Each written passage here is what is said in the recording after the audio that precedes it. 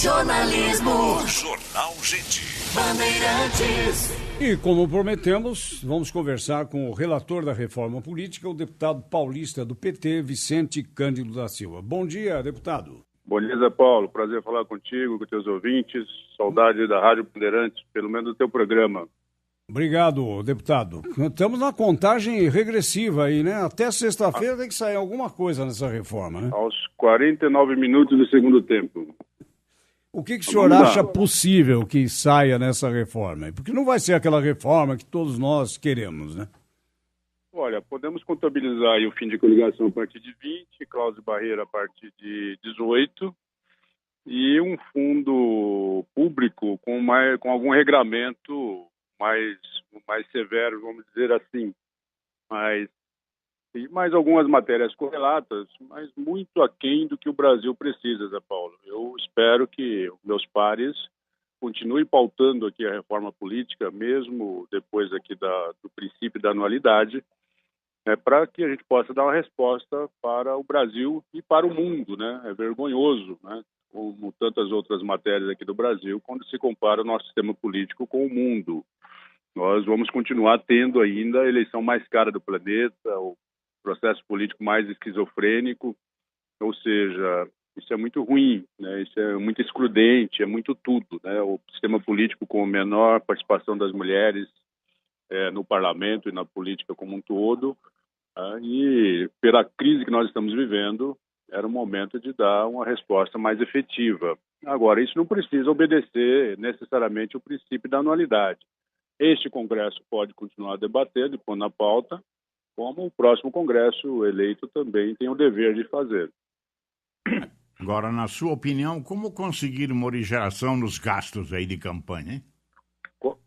Repete a pergunta, Salomão, por favor. Perguntei se, na sua opinião, diante dessa crítica de gastos excessivos, como conseguir morigeração de gastos, fazer uma campanha mais modesta? Teria que mudar, sobretudo, e principalmente o sistema de votação, Salomão. O mundo trabalha com 3 sistemas, majoritariamente. 72 nações com a lista pré-ordenada, que é a campanha mais barata. Depois você tem um grupo aí de 25 países, que é o modelo alemão, mas não importa aquela ousadia da Alemanha, que agora no domingo eles tomaram um susto, né, que é a variação de cadeiras. O mundo que importou o modelo alemão, como no meu texto, por exemplo, eu não importava aquela variação de cadeiras, a Alemanha tomou um susto agora, elegendo 100 deputados a mais do parlamento atual, né? Atual antes das eleições. E um outro bloco de países com o voto distrital puro. Depois você tem as monarquias, tem os regimes mais fechados, né? Como Cuba, China. Mas o mundo gira em torno de três processos de votação. E o Brasil tem essa maluquice aqui, que é a lista aberta. Deve ter mais uns 2, 3 países que praticam a lista aberta, onde a eleição é muito cara, onde você fica brigando com o teu companheiro na rua, né, ao invés de disputar com o adversário, né, e gera essa distorção. Né? Para você ter uma ideia, o voto na Alemanha custa por volta de 20 a 25 reais. Aqui nós temos estados que o voto custa 240 reais nos dados do TSE, que a gente sabe que não é verdade. Então, tem que mudar, sobretudo e principalmente, o sistema de votação. Sem isso, é muito difícil encaixar esse custo no financiamento público que nós teremos em 2018, ainda uma situação muito vulnerável, muito precária, com fundo público que, aos olhos da população, será muito alto, mas para o modelo de votação será muito baixo. Ou seja, uma campanha, será uma eleição ainda, né, com muita participação aí das ilegalidades, Caixa 2, crime organizado, entre outras coisas. Agora, deputado, é possível ficar pior do que era? É possível um sistema pior do que esse que a Lava Jato desnudou? Porque quando o senhor fala em crime organizado, é claro, a gente pensa em quadrilhas, como o Comando Vermelho, PCC, que podem interferir com dinheiro nas eleições, mas nós estabelecemos uma comparação também com um sistema absolutamente apodrecido que foi revelado ao país e que só está sendo alvo de mudança porque aconteceu tudo o que aconteceu. Tem empresário preso, tem político preso. Então, nós já estamos falando de alguma coisa que era muito ruim. Vai piorar na avaliação do senhor? Pode ficar pior, porque se você pegar as eleições de 2016, que, aliás, a eleição mais cara do país é a eleição municipal, porque nós temos muitos candidatos. Por exemplo, em 2016, nós tivemos 497 mil candidatos. Nas eleições gerais, gira em torno de 22 a 23 mil candidatos. Se você, em 2016, segundo o TSE, a campanha custou 3 bilhões e 200 milhões de reais. Se dividir isso por 500 mil, arredondando a conta, vai dar, em média, 6 mil reais por candidatura. Então, a eleição para ninguém acreditar no resultado e na lisura da eleição.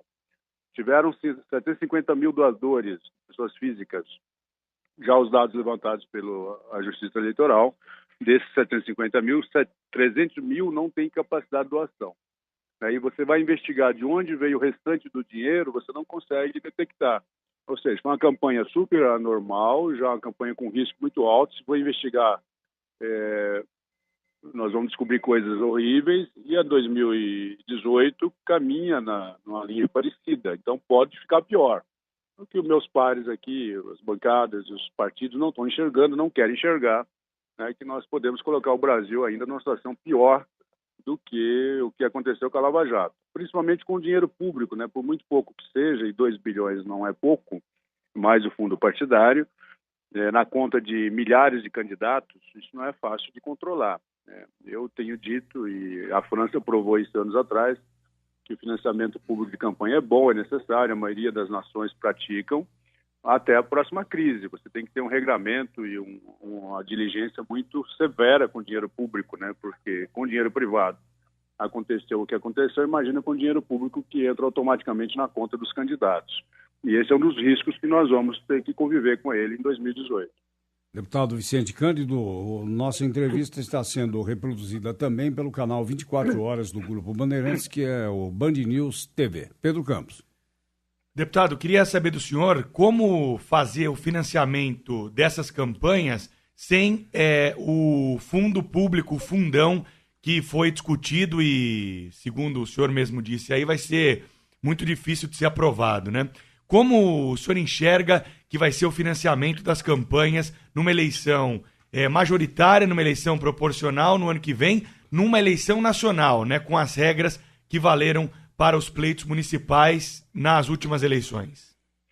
Não, a gente deve aprovar hoje aqui na Câmara, e então estamos contando que o Senado consiga dar o recado também essa semana ainda, um fundo que para o majoritário ele é razoavelmente bom, né? Porque nós estamos mudando, por exemplo, um patamar de campanha majoritária. Para que você tenha ideia, em 2014 a campanha Dilma e Aécio custaram 400 milhões de reais cada uma.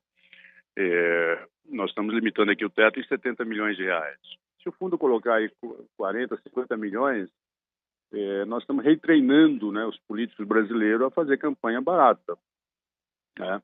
Para que você tenha uma ideia também, aqui na linha do exemplo, no nosso último programa nacional do Partido dos Trabalhadores, custou 20 mil reais. Foi um programa de alta qualidade, esse programa, essas inserções, esse bloco de 10 minutos.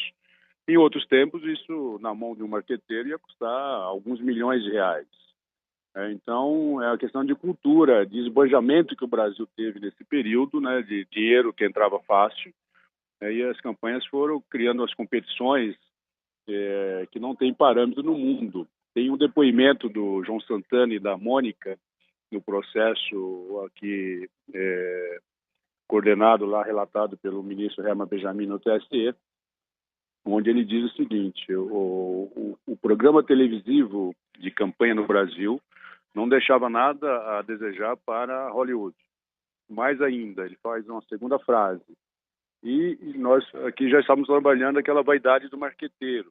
Se o marqueteiro A fez um contrato de 100 milhões com o partido B, o marqueteiro B está querendo, não faria com menos 100 milhões para outro partido. Virou uma competição, vaidades e tudo mais. Tudo isso dentro de um processo eleitoral, onde a campanha devia ser barata, devia ser austera, virou essa maluquice que a gente viu que um dia, a crise Lava Jato estava anunciada, um dia ia acontecer. O que a gente devia estar fazendo agora é um regramento muito mais severo, aproveitando essa crise e tomando medidas muito mais ousadas, coisa que esse Congresso não fará, pelo que tudo indica, e hoje a gente deve encerrar esse processo aqui na Câmara.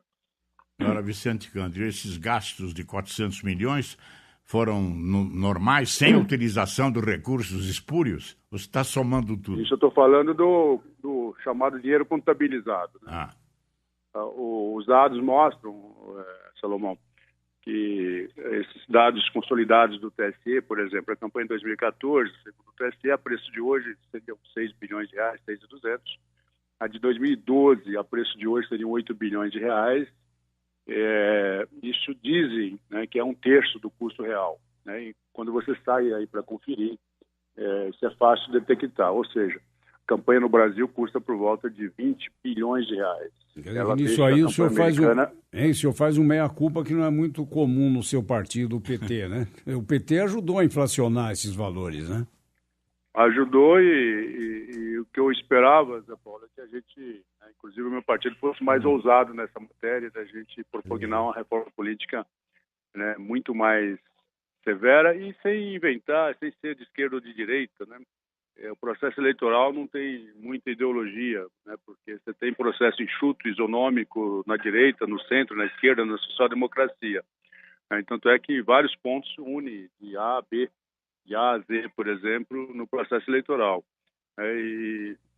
Eu contava com o meu partido que a gente pudesse ser mais ousado e também não consegui convencer a minha bancada a tomar algumas medidas mais ousadas, mostrando para o Brasil que o Brasil precisa entrar em sintonia com o mundo, né, com o mundo que faz campanha, por exemplo. A campanha no Brasil deveria custar por volta de $1 bilhão, seria muito razoável, com 70% sendo dinheiro público e o resto dinheiro de pessoas físicas. E por que é que há essa resistência tão grande, deputado, em baratear a campanha? Porque esse debate sobre o valor da campanha no Brasil, ele não deveria ser anterior à forma como vai se arrumar esse dinheiro? Ou seja, primeiro não era necessário baratear a campanha e depois ver onde arruma o dinheiro? Correto, tanto é que eu saí pregando isso, o próprio presidente Rodrigo Maia, o Eunice Oliveira, dizendo o seguinte: primeiro vamos discutir o sistema, depois o custo, né? Se você inverter, você está fazendo o serviço errado. Mas não conseguimos êxito, né? Qual que era a minha proposta inicial? Era a lista pré-ordenada 18 e 20, no máximo 22, para você fazer a campanha enxuta, barata, e o modelo alemão a partir de 22 a 26, né, onde o mundo parece que está migrando, né, para o modelo alemão. Mas nós não conseguimos sucesso, né? Qual a dificuldade? A dificuldade é do ser humano mudar a si mesmo, né? Delegar poder, desprendimento, né, mudanças, né, da própria pessoa, cortar os próprios vícios, cortar na própria carne, ainda mais quando se fala de poder e de poder político. Isso demonstra a todo momento que não é fácil. Por isso que há um bloco de partidos e da sociedade civil que prega a chamada Constituinte Exclusiva, mas essa Constituinte Exclusiva depende da autorização do Congresso Nacional. Aí eu passo a pregar um outro processo agora, né, com as entidades que discutem reforma política, a CNBB, a OAB e tantas outras, né, para que essas entidades ofereçam para o Brasil e para o Congresso Nacional um projeto de reforma política. Ou seja, vamos fazer aqui, aplicar um pouco do ensinamento do Betinho de Souza, que dizia que nem sempre as mudanças vêm do Planalto, muitas vezes vêm da planície. Eu acho que o Brasil está na hora de se apropriar, de produzir não só um processo de reforma política, um projeto, como também de reforma tributária, de reforma do Estado, entre outras medidas. Deputado Vicente Cândido, o que o senhor pensa a respeito das candidaturas avulsas, sem filiação a partidos políticos, né? Esse é um assunto que está em pauta no Supremo Tribunal Federal e que a Procuradora-Geral da República já deu um parecer favorável a isso na matéria que vai ser analisada pela Corte nessa semana. Essa matéria ela foi oferecida para a comissão no final do processo agora pela rede.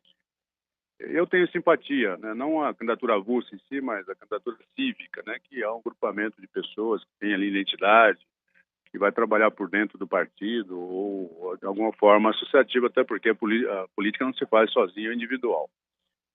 Mas eu disse para a rede que esse debate tinha que entrar com mais maturação aqui no Congresso Nacional.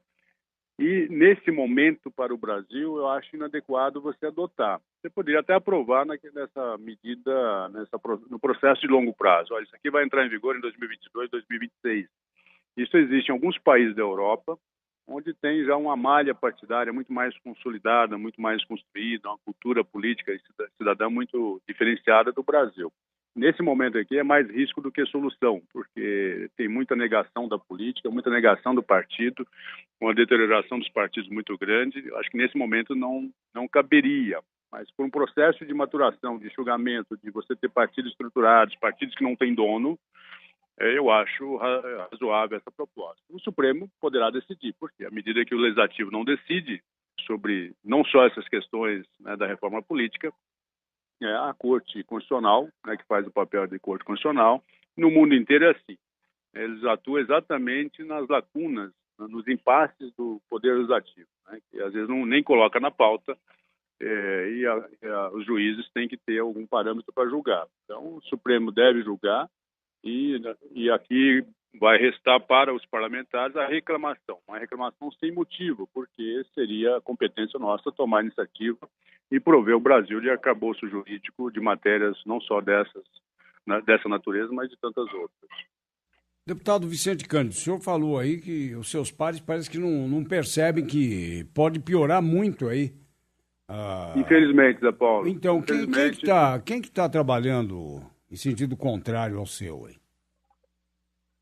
Olha, a maioria do Congresso, se a maioria quisesse votar, eu ofereci vários relatórios. Se você pegar o relatório que eu apresentei na comissão no dia 4 de abril, é um relatório elogiado pela Justiça Eleitoral, pela CNPP, pelas entidades aí da sociedade civil, pelos meus pares na comissão, né, que era um relatório próximo do ideal, né, não existe processo político ideal no mundo inteiro, né?